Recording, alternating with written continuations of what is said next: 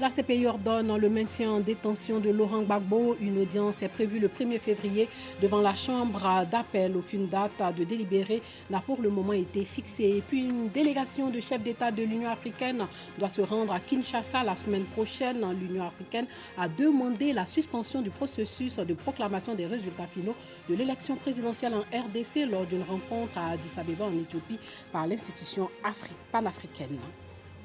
Bonsoir et bienvenue dans le 19h.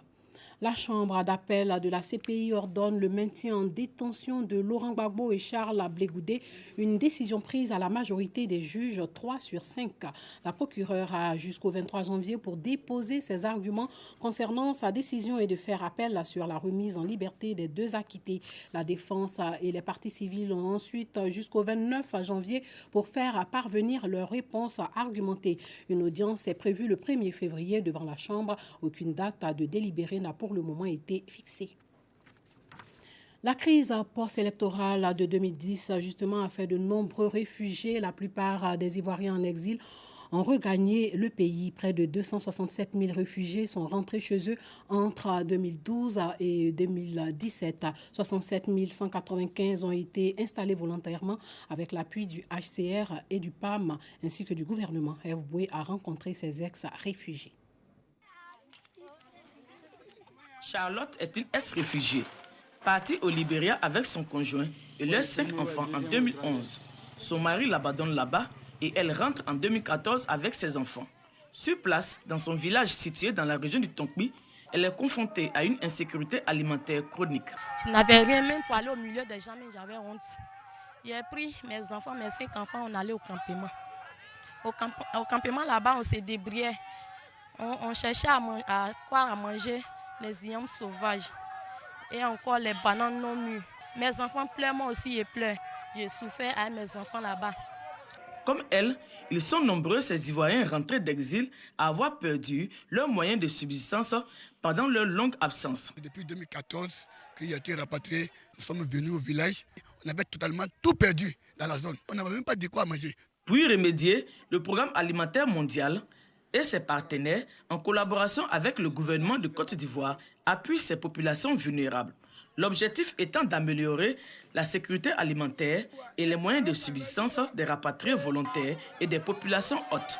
Pour maintenir la cohésion sociale, nous identifions en plus des rapatriés que nous accompagnons pour la création des actifs, des personnes issues des communautés hôtes, bien sûr avec la collaboration des partenaires ONG qui travaillent dans ces localités et en collaboration aussi avec les leaders communautaires. L'appui dans un premier temps consiste à la distribution des kits alimentaires de 3 mois dès le retour et sur une période de 6 mois avec encore des kits alimentaires et ou des transferts d'argent. Ensuite, en les accompagnant à réaliser des activités. Généralement, ce sont des activités purement agricoles puisque nous travaillons en milieu rural. C'est des champs de manioc, des champs de bananes, des champs de patates, de maïs, mais aussi de plus en plus, à leur demande bien sûr, nous initions des activités piscicoles, mais aussi des activités avicoles. À Gontopleu, dans la sous-préfecture de Benouye, département de Zonouyen, 80 personnes, dont 71 rapatriés, ont opté pour la création d'une ferme piscicole. Les bénéficiaires sont accompagnés à toutes les étapes du projet par le partenaire du PAM, Caritas Man. On a alimenté ces étangs avec 1350 alevins. Et le bien fondé de cette activité, c'est que les poissons se nourrissent de manière naturelle. Aujourd'hui, la première pêche effectuée, de quoi susciter de l'espoir. Si PAM ne venait pas là, ce n'était pas bon. Grâce à PAM, vraiment, on a trouvé quelque chose à manger parce qu'il n'y avait pas de champ. Maintenant, vraiment, je suis très contente, je me sens bien. Vous voyez comment je suis bien potelée, je n'ai plus de boutons, je me sens bien, je mange bien. Non loin de là, c'est le village de Dieupleu qui nous accueille. Ici, 68 personnes, dont des rapatriés et des personnes hôtes, sont en pleine récolte des riz.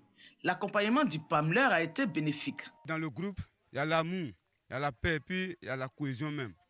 Dans la région voisine du Cavali, 53 personnes, majoritairement des rapatriés, sont appuyées par le PAM et son partenaire, l'ONG DRAO, dans la réalisation des fermes avicoles, des cultures de la patate à chair rouge et des maraîchères. Grâce à cela, la sécurité alimentaire commence à être une réalité. On ne vend pas toute la quantité. On vend un peu et on mange beaucoup. On est heureux. On nourrit bien notre famille. En réalité, la cohésion sociale, on s'attend très bien. Une cohésion sociale plus renforcée, mais en plus de meilleures stratégies agricoles durables et respectueuses de l'environnement maîtrisées. On nous montre comment il faut mettre en rang. Et chez nous, là, on faisait dans le même champ, on mettait du riz, gombo, aubergine, manioc. Et on dispersait. Bon, ça fait que le manioc ne produisait pas bien. Avant, on ne connaissait pas les buts en ligne. On plantait les maniocs à terre. Maintenant encore, quand on plantait en terre, ça ne reçut pas. Maintenant, c'est les PAM qui nous a montré les buts en ligne. On a commencé sur les buts de manioc, les buts de patates. Avec tous ces résultats positifs, le souci majeur dans le long terme, c'est de préserver les acquis. C'est de pouvoir créer un cadre leur permettant de pouvoir pérenniser et accueillir, mettre en place un mécanisme au niveau de chaque localité pour accueillir tous ceux qui sont encore au Libéria. Quand ils vont rentrer, ce qui a été créé, ceux qui sont autonomes doivent pouvoir s'occuper ou prendre en charge ceux qui viendront plus tard. Entre 2012 et 2017, 67 195 rapatriés ont été installés volontairement avec l'appui du Haut Commissariat des réfugiés et du Programme alimentaire mondial. 104 villages dans 7 départements issus de 4 régions font partie du programme. Les drones sont en vogue. Ces aéronefs ont plusieurs usages. Ils sont utilisés dans le domaine de l'audiovisuel pour réaliser des reportages, mais ils ont aussi un usage militaire. La vulgarisation de leur utilisation a retenu l'attention de notre reporter Ousmane Kini, qui nous permet de nous familiariser et d'en savoir plus sur les drones dans ce reportage. Nous sommes à Kanguié, petit village situé dans la localité de Benjerville, dans la banlieue est d'Abidjan. C'est ici que Béranger Otokoré, jeune étudiant en sociologie et pilote de drone à ses heures perdues, vient s'exercer. Aujourd'hui, on va tester la nouvelle machine de Jigo. C'est une nouvelle sortie. Voilà. Ici, c'est dégagé. On va voir ce qu'il a dans le ventre. La mise en œuvre d'un drone nécessite le fonctionnement d'un certain nombre de composants techniques liés les uns les autres. Le drone, la radiocommande et puis les hélices. Les hélices sont des indicateurs. Par exemple, le blanc, il est posé sur les pointures blancs, ici. Vous pouvez fermer ça, il faut faire très attention. Ici, c'est le noir, il n'y a pas, c'est tout noir. La batterie. Sur l'écran, vous avez toute l'information. Le bouton d'allumage, c'est celui-là. Il faut le maintenir 2 fois pour pouvoir l'éteindre. Et le rallumer, il faut faire pareil aussi.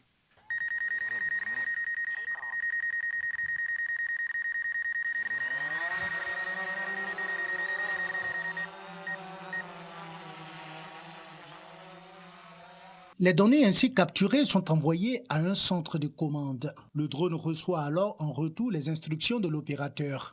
L'unité informatique présente dans l'appareil peut également traiter certaines de ces données afin que l'appareil puisse réagir immédiatement à des conditions atmosphériques. Les fichiers se font sur une petite carte micro SD de classe 10 de préférence et elle est insérée dans le drone. Aussi, vous avez un enregistrement dans la carte mémoire et puis aussi l'enregistrement sur l'application de l'appareil. Certains drones peuvent voler jusqu'à 7000 mètres d'altitude sur une durée de près de 32 heures. Il a été conçu comme un avion espion, capable de rester plus d'1 jour en vol à haute altitude sans avoir à retourner à une station au sol. Ce type de drone peut aller jusqu'à 5 km et atteint une hauteur de 600 mètres. L'usage premier des drones, faire la guerre. Ces drones militaires qui sont employés dans la guerre contemporaine servent à éliminer les cibles stratégiques sans mettre en danger les pilotes. Loin des préoccupations militaires, le drone est utilisé pour s'amuser et apprendre à piloter. On le retrouve aussi dans la réalisation des films, des documentaires et des reportages. Le drone permet également d'atteindre des zones sinistrées ou les zones de conflit pour faire des reportages sans mettre en danger les reporters. Ces petits engins volants vont devenir des alliés précieux pour les agriculteurs qui souhaitent surveiller leurs champs. Et pour l'agriculture traditionnelle, le drone sait faire des tas de choses. Entre autres, modéliser les sols et les bâtiments en 3D et couvrir des festivals. Le prix d'un drone varie entre 600 000 francs et 1 500 000 francs. En cas de panne d'un composant lors d'une utilisation, les pilotes se rendent dans un atelier de réparation. Nous nous sommes rendus à Abobo Dokui chez Frankie Akoki, réparateur de drones. Sur les lieux, nous trouvons Sib Olo Aristide, réalisateur de films à partir de drones. J'ai un souci avec mon drone. En son temps, j'avais un autre réparateur qui était à Makuri. Et c'est comme ça, par l'intermédiaire d'un autre ami, j'ai été convoyé vers Francky Richemont, qui vraiment, paraît-il, serait très bon. Je crois que j'aurai quand même l'occasion de vérifier l'information. Frankie Akoki, connu sur le nom de Dr Drone, a débuté cette activité il y a maintenant 1 an. Il est lui-même pilote de drone. Je n'ai pas suivi des formations en tant que telle. J'ai appris sur l'état et j'avais eu un constat, le fait que j'avais trouvé un marché pour un monsieur. Et malheureusement, il n'avait pas fait le travail comme il se devait. J'ai pris sur moi-même de m'acquérir d'un drone et puis de le faire. Pour la réparation des drones, 80%, c'est des pannes qui sont ciblées. Pour réparer un drone, il faut débourser environ 70 000 à 100 000 francs CFA selon la panne. Le drone fait maintenant partie des habitudes. Pas un mois ne passe sans que ces machines volantes ne se retrouvent dans des événements, des tournages de clips et autres. Quel exploit peut-on accomplir encore avec ces aéronefs? L'avenir nous le dira. Voilà, le reportage de Rosemonde Kini était commenté par Dangui Dangui. En sport, 2500 chambres construites lors des 8e Jeux de la francophonie en 2017 ont été léguées à l'INJS, l'Institut national de la jeunesse et des sports, par le district autonome d'Abidjan. Une aubaine pour les étudiants de l'INJS et leurs enseignants. Le reportage de Aude Alubé. L'Institut national de la jeunesse et des sports, INJS, est un centre de formation au métier du sport et des loisirs créé en 1961 et regroupe 11 écoles au titre de l'année académique 2018-2019, 2500 étudiants pour les diplômes de professorat DPS, de sport, d'éducation permanente. Rénové à l'issue des 8e Jeux de la francophonie en juillet 2017, le campus a été rendu à ses occupants naturels. C'est donc avec beaucoup d'émotion que le porte-parole des étudiants de l'Institut, Alimon Daniel, a témoigné sa gratitude au ministre des Sports et aux autorités politiques. Nous avons entrenommé un joyau. Et le défi majeur auquel nous devons faire face sera la pérennisation de nos acquis. Nous devons entretenir notre école en général et notre cité en particulier, afin que les générations après nous puissent en bénéficier. Le ministre Don Claude Paulin a demandé aux étudiants de prendre soin de ces infrastructures et aussi de rester concentrés sur leur formation.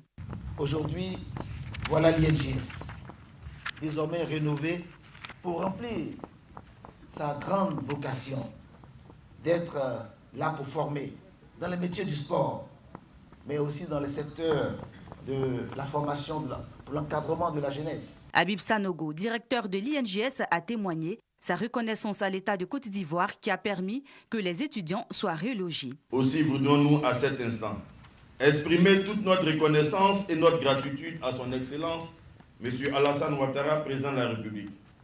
À son Excellence, M. Daniel Kablan-Duncan, vice-président de la République, qui a suivi de main de maître la réalisation des travaux, ainsi qu'à l'ensemble du gouvernement ivoirien, avec à sa tête le Premier ministre, son Excellence Amadou Gon Coulibaly.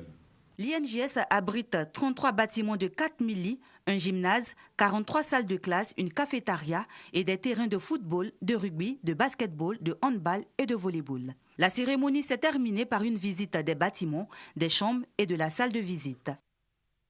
Sachez qu'une délégation des chefs d'État de l'Union africaine doit se rendre à Kinshasa la semaine prochaine, et ce après la demande de suspension du processus de proclamation des résultats finaux de l'élection présidentielle en RDC lors d'une rencontre à Addis Abeba en Éthiopie par l'institution panafricaine. La Cour constitutionnelle devait normalement communiquer les résultats définitifs ce vendredi, mais la Cour constitutionnelle n'a aucune obligation de rendre son arrêt aujourd'hui après sa saisine. Elle a 7 jours ouvrés pour se prononcer.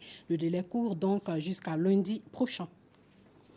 Et puis le président colombien a décrété un deuil national de 3 jours après l'attentat à la voiture piégée dans l'enceinte de l'école des officiers généraux Francisco de Paula Santander à Bogota en Colombie. Bilan 21 morts et 65 blessés. L'attentat est attribué à l'armée de libération nationale. L'auteur de l'attaque a été identifié comme José Aldemar Rojas Rodriguez. Il était au volant d'une camionnette grise chargée de 80 kilos d'explosifs. Voilà, c'est tout pour ce soir. Merci de nous avoir suivis. Portez-vous bien.